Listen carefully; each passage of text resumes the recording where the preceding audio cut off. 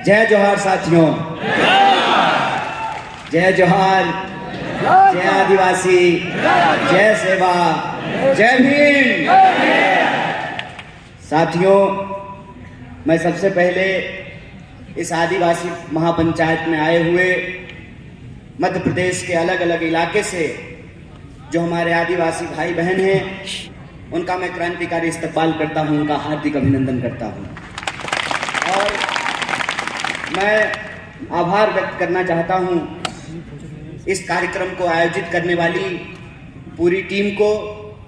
मैं आभार व्यक्त करना चाहता हूं मध्य प्रदेश के हमारे नेता पूर्व मुख्यमंत्री आदरणीय कमलनाथ जी का, पूर्व मुख्यमंत्री आदरणीय दिग्विजय सिंह जी का, और तमाम लोग जो यहाँ मौजूद हैं, मीडिया के साथी, पुलिसकर्मी, इंदौर शहर के बाशिंदे, आप सबका मैं शुक्रिया अदा करता हूँ, आपको धन्यवाद ज्ञापित करता हूँ। दोस्तों, बिना किसी औपचारिकता के सबसे पहले तो इस आदिवासी महापंचायत में आदिवासी विद्यार्थियों के द्वारा जो मांग पत्र रखी गई है, उस मांग पत्र का मैं समर्थन करता हूं। इस मांग पत्र का मैं हार्दिक अभिनंदन करता हूं। और यह जो मांग पत्र है, इस मांग पत्र को जब मैं पढ़ रहा था, हमारे क्रांतिकारी साथी ने क्रांतिकारी लहजे में यह मांग पत्र रखी है, क्योंकि हम आपसे भीख नहीं मांग रहे हैं, ये हमारा अधिकार है, आपको देना पड़ेगा। अगर नहीं देंगे तो छीन करके लेंगे, इस बात को याद रखना। तो इस मांग पत्र को पढ़ते हुए जब मैं इसके एक एक डिमांड को पढ़ रहा था, एक जगह लिखा हुआ था आदिवासी महापुरुषों। दोस्त, आदिवासी समाज में महिला और पुरुष नहीं होता है। आदिवासी आदिवासी होता है। जितनी महिला का योगदान है उतना ही पुरुष का योगदान होता है। तो हम अपनी संस्कृति को नहीं छोड़ेंगे, हम अपने इतिहास को नहीं छोड़ेंगे, और हमको किसी और की संस्कृति और किसी और के इतिहास में अपने आप को एडजस्ट करने की जरूरत नहीं है। ये दूसरे समाज में होता होगा, महिला और पुरुष, आदिवासी समाज में महिला और पुरुष नहीं होता है। होता है क्या? हमारी बहनें बैठी हुई हैं, हमारे भाई बैठे हुए हैं। हमारे घर में, हमारे परिवार में जितनी इज्जत पुरुष का है, उतनी ही इज्जत महिलाओं का भी होता है। यही आदिवासी होने की पहचान है। तो मैं आपसे आग्रह करता हूं कि आप महापुरुषों की जगह महामानव शब्द का इस्तेमाल करना शुरू कीजिए। अन्य मांगों को जब मैं पढ़ रहा था, यह जो मांग है, इस मांग के लिए मैं यह बात आप सबके सामने साझा करना चाहता हूं कि हमारे साथी ने कहा कि अब हम बोलना सीख गए हैं, अब हम राजनीति भी समझ रहे हैं, अपनी मांग भी हम मनवा लेंगे। और यह जो बोलने का इतिहास है, यह एक लंबा संघर्ष है, एक लंबी लड़ाई है। और इस संघर्ष में आपने बार बार देखा होगा कि किस तरीके से हमारी लड़ाई को गुमराह करने की कोशिश की जाती है, उसको भटकाने की कोशिश की जाती है। सबसे पहले जो हमारी पहचान है आदिवासी, उसको आजकल बनवासी करने का प्रयास किया जा रहा है। बोलिए, अगर वन में रहने वाले लोग बासी हैं, तो जो लोग फ्लैट में रहते हैं उसको फ्लैट बासी कहना शुरू कर दें क्या?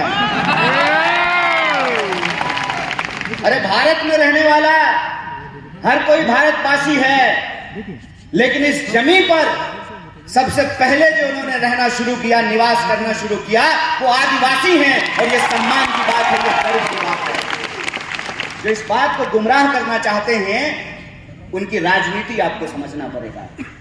उनकी राजनीति क्या है? उनकी राजनीति ये है कि आपका जंगल काटने के लिए आप कुल्हाड़ी का इस्तेमाल करते हैं, लेकिन उस कुल्हाड़ी में जो लकड़ी लगी होती है, वो किसी पेड़ की ही लकड़ी होती है।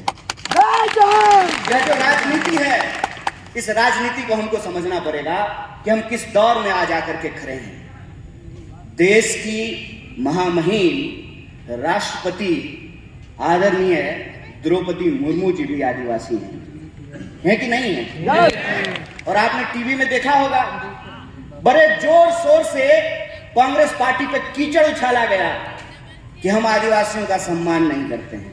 बताइए, इस देश का इतिहास उठा करके देख लीजिए। पंडित जवाहरलाल नेहरू वो पहले व्यक्ति हैं जिन्होंने आदिवासियों के प्रतिनिधित्व को संविधान सभा में सुनिश्चित किया, और यह सुनिश्चित किया कि अंग्रेजों ने जिस तरीके से जंगल के कानून बना करके आदिवासियों को उनके जल जंगल जमीन से महरूम कर रहे हैं, जंगल जमीन पे पहला अधिकार आदिवासियों का होगा, ये पंडित जवाहरलाल नेहरू ने सुनिश्चित किया। आप इतिहास उठा करके देख लीजिए, और मैं प्रधानमंत्री की तरह इतिहास में फेल नहीं हूं।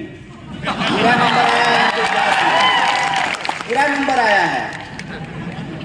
इतिहास उठा करके देख लीजिए कि जिनको डीनोटिफाइड ट्राइबल्स कहा जाता था, अंग्रेजों ने, जो हमारे महान नेता थे, आपने तांत्या मामा का नाम सुना होगा, आपने जो है धरती आबा बिरसा मुंडा का नाम सुना होगा। ये जल जंगल जमीन की लड़ाई लड़ने वाले हमारे महामानव हैं, आदिवासियों के महान योद्धा हैं, और इनकी लड़ाई में मुक्ति का मार्ग था, इनकी लड़ाई में आजादी का मार्ग था। इस लड़ाई के चलते जो इस देश के मूल निवासी हैं, आदिवासी हैं, उनको ब्रिटिशर्स ने, अंग्रेजों ने क्रिमिनल घोषित कर दिया था। आपको इतिहास जानना चाहिए कि सबसे पहले पंडित जवाहरलाल नेहरू ने उसको डीनोटिफाइड किया, कहा कि वो क्रिमिनल नहीं है, इस धरती पे उनका पहला हक है, वो पहले नागरिक हैं, पहले अधिकारी हैं। कांग्रेस के इतिहास की बात करते हैं।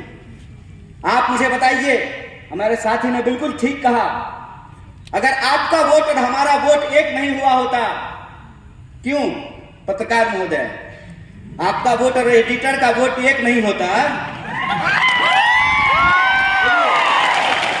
महिला और पुरुष का वोट एक नहीं होता, हेलीकॉप्टर पर उड़ने वाला और साइकिल पर चलने वाला का वोट अगर एक नहीं होता, तो जया शाह के पप्पा इंदौर का चक्कर लगा रहे होते। सुने हैं डैडी जी घूम रहे हैं आजकल जया शाह के, क्यों घूम रहे हैं? ये वोट का अधिकार आपको कैसे मिला है? ये वोट का अधिकार आपको थाली में परोस करके गिफ्ट नहीं मिला है।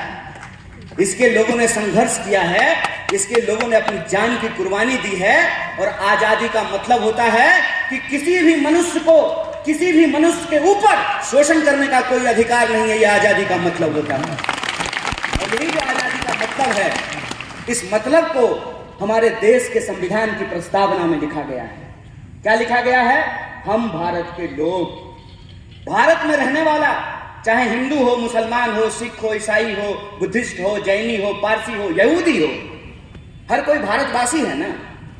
जब भारत में रहने वाला हर कोई भारतवासी है, तो चाहे गोंड हो, भील हो, उरांव हो, सभी लोग आदिवासी हैं। यह एकता हमको समझनी पड़ेगी, यह एकता हमको बना करके रखनी पड़ेगी। इनकी चालाकी आपने देखी है, एक दूसरे से लड़ा रहे हैं। ये क्यों लड़ा रहे हैं?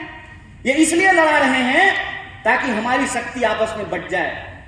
मणिपुर जल रहा है, मणिपुर में मणिपुर के रहने वाले लोग को ही आपस में लड़ाया जा रहा है, और सरेआम आपके रूंगटे खड़े हो जाएंगे। यहां बैठी हुई महिलाओं से मैं हाथ जोड़ करके माफी मांगता हूं। बतौर पुरुष हमने ऊपर आपके ऊपर बहुत सारा अत्याचार किया है, इसके लिए हाथ जोड़ करके हम आपसे माफी मांगते हैं। शर्म आती है कि आजादी के 75 साल बाद भी बदला निकालने के लिए निर्वस्त्र होकर के आप एक महिला को घुमा रहे हैं, और आप कहते हैं कि हमने आदिवासी महिला को राष्ट्रपति बनाया है। आप एक आदिवासी महिला को राष्ट्रपति बनाए हैं, और एक आदिवासी महिला को निर्वस्त्र करके घुमाया जा रहा है, और महामहिम अपने मुंह से एक शब्द नहीं बोलती है। यह बात हमको समझनी पड़ेगी कि लकड़ी काटने वाले कुल्हाड़ी में भी लकड़ी लगा होता है। इस राजनीति को हमको समझना पड़ेगा। हमको समझना पड़ेगा कि अगर जो हमारा वोट और आपका वोट एक है, महिला और पुरुष का वोट जो एक है, हेलीकॉप्टर पर चलने वाला और फॉर्च्यूनर पर चलने वाला और टूटी हुई साइकिल लेकर चलने वाला का वोट जो एक है, यही वोट की ताकत है कि यह जमहूरियत जिंदा है, यह लोकतंत्र जिंदा है। 5 साल के लिए ही सही, 5 साल के लिए ही सही, इनको जनता के बीच जाना पड़ता है, जनता की अदालत में आना पड़ता है, और अपनी नाकामियों को छुपाने के लिए तरह तरह का झूठ बोलना पड़ता है। अभी हमको एक पत्रकार पूछ रहे थे, कि गृह मंत्री ने कहा है, माँ बाप ने कितना सुंदर नाम रखा है, नरोत्तम, नरों में उत्तम, और काम कैसा है, निकृष्टम। कैसे है निकृष्टम? निकृष्टम ऐसे है कि भाई तुम सरकार चला रहे हो, 20 साल से तुम्हारी इस प्रदेश में सरकार है और तुम विपक्ष की तरह सवाल पूछ रहे हो। है दम चैलेंज करते हैं यहां से खड़ा होकर के।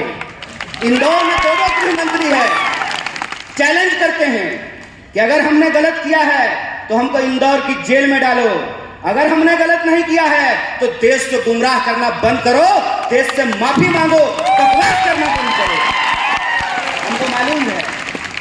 हमको मालूम है कि ये झूठ क्यों बोलते हैं। ये झूठ इसलिए बोलते हैं क्योंकि हमारे सच का सामना नहीं कर सकते हैं। करेंगे हमारे सच का सामना। सच ये है कि इनका बेटा विदेश पढ़ने के लिए गया है। मामा के संदर्भ में मैं आपको बता दूं, मेरा नाम कन्हैया है और कन्हैया ने कंस का वध किया था और कंस भी मारा। ये संदर्भ मैं इसलिए बता रहा हूं कि हमको सच्चाई आंख खोल करके देखने की जरूरत है। इस प्रदेश में गरीब के लिए महाविद्यालय नहीं बनेगा, गरीब के लिए विश्वविद्यालय नहीं बनेगा, गरीब के लिए छात्रावास नहीं बनेगा। क्यों? क्योंकि जब मुख्यमंत्री का बेटा विदेश पढ़ने के लिए जाएगा तो आदिवासी के लिए महाविद्यालय क्यों बनाएगा? और जब चुनाव आ गया है, 20 साल से सरकार चला रहे हैं, जब चुनाव में 20 महीना बचा है तब इनको बहन जी लाडली की याद आई है और क्या कह रहे हैं कि हम 2000 रुपया दे देंगे। चाचा, आप 2000 रुपया अपने पास रखिए। ये बताइए कि 350 का सिलेंडर 1400 रुपये में क्यों मिल रहा है? 750 रुपया तो रिचार्ज कराने में लगता है। बहने यहाँ पे बैठी हुई हैं, 2000 रुपया दे दीजिएगा तो 2 महीना ठीक से 2 मोबाइल रिचार्ज भी नहीं हो पाएगा। ठगते हैं, ठग रहे हैं हमको। आपका खेल हम समझ रहे हैं, आपका खेल हम समझ रहे हैं कि आप हमारे आंख में धूल झोंक करके हमारी संपत्ति, हमारा रिसोर्स हमसे छीन रहे हैं। और जब हम अपने जल जंगल जमीन की बात करते हैं तो ये हमारे ऊपर तरह तरह का आरोप लगाते हैं। कहते हैं जल जंगल जमीन की बात करने वाले लोग अर्बन नक्सल होते हैं। हाय रे गृह मंत्री, बड़ी दया। 2 बार की सरकार है इनकी, 20 साल से मध्य प्रदेश में सरकार चला रहे हैं और मेरे पिताजी मुख्यमंत्री नहीं थे, ना प्रधानमंत्री थे। मैं एक साधारण परिवार का लड़का हूं, लेकिन मेरे पास महात्मा गांधी की तरह, बिरसा मुंडा की तरह, शहीद आजम भगत सिंह की तरह, डॉक्टर बाबा साहब भीमराव अंबेडकर की तरह सच की ताकत है। इस बात को याद रखिएगा। अरे पूरी ताकत लगा लीजिए, आप हमारी सच्चाई को नहीं बदल सकते हैं। हम सच के लिए लड़ रहे हैं, हम अपने लोकतांत्रिक अधिकार के लिए लड़ रहे हैं। और लोकतंत्र का क्या मतलब होता है? लोकतंत्र का मतलब यह होता है कि जैसे मुख्यमंत्री के बेटा का वोट 1 होता है, उसी तरह से आदिवासी के बच्चा का भी वोट 1 होता है। अगर मुख्यमंत्री के पास पैसा है, वो अपने बच्चे को विदेश भेज सकता है, तो हम भी इस देश में टैक्स देते हैं। हमारे बच्चों के लिए भी अच्छी शिक्षा की व्यवस्था होना चाहिए, अच्छा अस्पताल होना चाहिए, अच्छी सड़कें होनी चाहिए, महिलाओं की सुरक्षा होनी चाहिए। यह हमारा हक है। और जब हम अपना हक मांगते हैं तो हमारी बात को गुमराह करने की कोशिश करते हैं, लेकिन हम गुमराह होने वाले नहीं हैं। इनका खेल हम समझते हैं। हम आपके टैक्स के पैसे से, आपके टैक्स के पैसे से हमने पीएचडी की है, हमने आपका नमक खाया है। और हम नमक हराम नहीं है, हम नमक हलाल हैं। और हम आपके साथ यह नमक का वादा करते हैं क्योंकि हम महात्मा गांधी की पार्टी से हैं। और महात्मा गांधी ने नमक का आंदोलन कराया था और अंग्रेजों को धूल चटाया था। इस बात को हमको याद दिलाना है। अगर हम इस देश को अंग्रेजों से मुक्ति दिला सकते हैं तो अंग्रेजों की चापलूसी करने वालों से भी मुक्ति दिला सकते हैं। हमारे स्कूलों को बंद करके हमारे छात्रावासों को बंद करके तरह तरह का भर्ती घोटाला करके घोटाला खत्म ही नहीं हो रहा है। रोज नया घोटाला पैदा हो जाता है। अभी जो नया घोटाला आया है उसका नाम है पटवारी घोटाला।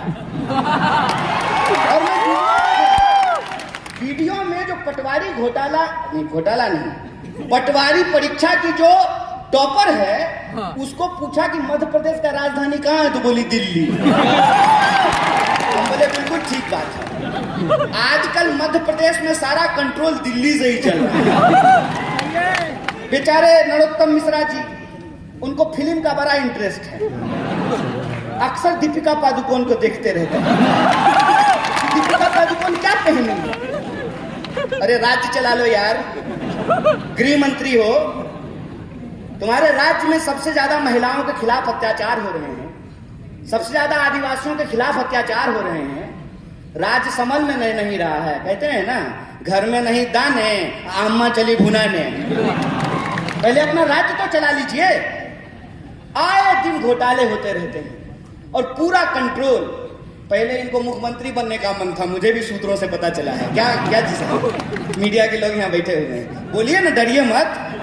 अरे लोकतंत्र है, सबको बोलने का हक है। अरे हम लोग तो एक नारा लगाते हैं, जगह है कितनी जेल में तेरे, देख लिया है देखेंगे। कितने लोगों को जेल में डाल देंगे। सच बोलिए, सच की ताकत होती है। पहले इनको कहा कि ऐसे ही उलझुल बात किया करो, सोशल मीडिया पे पॉपुलर हो जाओगे। और जैसे पटवारी की परीक्षा की टॉपर को मध्य प्रदेश की राजधानी दिल्ली लगती है, इनको भी सत्ता का केंद्र आजकल दिल्ली लगता है। और जब चुनाव आता है तो दिल्ली इंदौर में घूमना शुरू कर देता है। आजकल दिल्ली इंदौर घूम रहा है। तो जब आ ही गए हैं नेकी और पूछ तो इनसे पूछ लेना चाहिए कि क्यों घोटाले पे घोटाले हो रहे हैं, क्यों आदिवासियों के खिलाफ अत्याचार हो रहे हैं, क्यों महिलाओं के खिलाफ अत्याचार हो रहे हैं, क्यों आपके द्वारा किए गए एक भी वादे पूरे नहीं किए गए। और जब चुनाव आया है, लाडली योजना, समझ रहे हैं साहेब, अपने लाडले के लिए लाडली योजना लेकर के आए हैं। साहब, ये सच्चाई हम देख रहे हैं। इस सच्चाई को मैं अपने आदिवासी भाई बंधुओं से कहना चाहता हूं, अपनी बहनों से कहना चाहता हूं कि ये मौका है कि जो 20 साल से आपने अत्याचार झेला है, उस अत्याचार का आपको बदला लेना है और उनको एहसास कराना है कि राजा का बेटा राजा नहीं होगा। ये लोकतंत्र की ताकत है। और लोकतंत्र की ताकत ये है कि सब लोगों को चुनाव लड़ना पड़ता है। कमलनाथ जी भी चुनाव लड़ते हैं, दिग्विजय सिंह जी भी चुनाव लड़ते हैं, और नरोत्तम मिश्रा को भी लड़ना पड़ता है। एक उदाहरण आप मुझे सोच करके बताइए।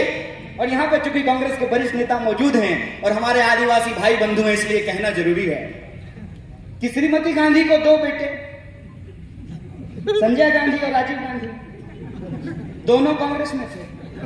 बाद में संजय गांधी जी की पत्नी बीजेपी में चली गई, चुनाव लड़ी, चुनाव जीती। राजीव गांधी जी की पत्नी भी चुनाव लड़ी, चुनाव जीती। तो बीजेपी में लोकतंत्र कैसे है और कांग्रेस में राजतंत्र कैसे है? वहां जो बहुत चुनाव जीती तो वो लोकतंत्र है, और श्रीमती गांधी की यहां जो बहुत चुनाव जीते तो यह राजतंत्र है। हाय रे बेशर्मी, देखे हो बेशर्मी। अरे ये कांग्रेस पार्टी ही है जिस पार्टी ने इस देश में जमहूरियत को स्थापित किया है। और ये जमहूरियत की ताकत है कि राहुल गांधी जब अमेठी से चुनाव जीतते हैं तो इनके नजर में वो राजतंत्र है, और मैडम जो है सास जो कभी बहू थी है ना, वो जब अमेठी से चुनाव लड़ी है तो लोकतंत्र है। हाय रे चोरी। मैं तो यही कहता हूं कि अगर इस देश में पंडित जवाहरलाल नेहरू नहीं होते ना, तो नरेंद्र मोदी भी देश के प्रधानमंत्री नहीं हो पाते। अगर इस देश में गांधी नहीं होते, इस देश में अगर भगत सिंह नहीं होते, इस देश में अगर बिरसा मुंडा नहीं होते, इस देश में अगर डॉक्टर बाबा साहब भीमराव अंबेडकर नहीं होते, तो एक आंगनबाड़ी का बेटा खड़ा होकर के 2 मुख्यमंत्री के सामने भाषण नहीं दे रहा होगा। ये लोकतंत्र है, और इस लोकतंत्र की ताकत को आपको समझना पड़ेगा। इसीलिए मैं अपने आदिवासी भाइयों और बहनों से कहना चाहता हूं कि जो आपका मांग पत्र है, ये मांग पत्र कोई ऐसे नहीं मानने वाला है। ये मानेगा आपके वोट की ताकत से, और आपको अपने वोट की ताकत दिखानी है। और 20 साल का ये जो घोटालों का राज है, इस घोटालों के राज को आपको समाप्त करना पड़ेगा। बोलिए, कीजिएगा कि नहीं कीजिएगा? पीछे से ए भाई, करना है ना, बदलना है ना। अगर बदलना है तो मैं सहमत हूं इस बात का कि समाज में बदलाव सिर्फ पार्टी से नहीं होती है, समाज में बदलाव समाज के सहयोग से होता है। इसीलिए कांग्रेस पार्टी अपने दम से चुनाव लड़ेगी, कांग्रेस के कार्यकर्ता अपने दम से चुनाव लड़ेंगे, लेकिन मध्य प्रदेश के एक एक नागरिक को अपने हक और अधिकार के लिए और 20 साल से जो इनके सत्ता का अहंकार है, उस अहंकार को चकनाचूर करने के लिए इस सत्ता को इनको कुर्सी से बेदखल करना पड़ेगा, इनको हराना पड़ेगा।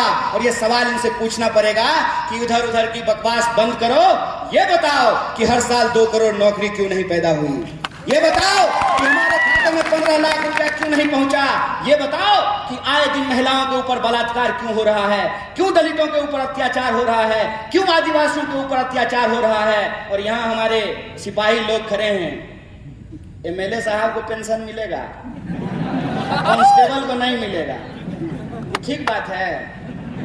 तो पूछिएगा अगली बार मामा को कि मामा हम भी जो है डंडा नहीं चलाएंगे, अगर आपको पेंशन मिलेगा ना तो हमको भी ओल्ड एज पेंशन स्कीम देना पड़ेगा, हमको ये लागू करना पड़ेगा। और ये वो मांगे हैं, ये मांगे इस प्रदेश की मांग है, इस मांग को इनको मांगना पड़ेगा। और नॉर्मलाइजेशन के नाम पे, नॉर्मलाइजेशन के नाम पे जो बेईमानी चल रहा है, तो जैसे ये आपके नंबर का नॉर्मलाइजेशन कर रहे हैं ना, आपको इनकी सीटों का नॉर्मलाइजेशन करना पड़ेगा। कीजिएगा तो मध्य प्रदेश में परिवर्तन होगा। और सिर्फ मध्य प्रदेश में परिवर्तन नहीं होगा, इंदौर से परिवर्तन की लहर दिल्ली तक पहुंचेगी और दोनों गृह मंत्री फिर से तरीपार होंगे, ये हमारा पूरा भरोसा है।